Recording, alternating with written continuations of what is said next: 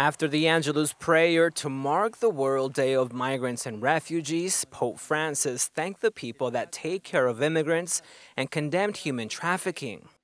Vorrei ringraziare coloro che lavorano con i migranti per accoglierli e accompagnarli nei loro momenti difficili, per difenderli da quelli che il beato Scalabrini definiva i mercanti di carne umana, che vogliono schiavizzare i migranti. Despite the bad weather, thousands of pilgrims gathered at St. Peter's Square to listen to his words. The Pope explained what it meant to be a disciple of Jesus nowadays.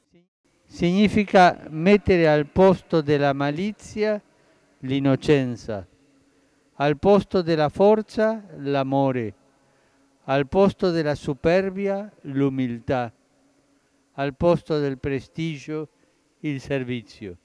At the end of his remarks, Pope Francis asked pilgrims for prayers to heal the suffering and pain of the people forced to leave their homes due to serious situations.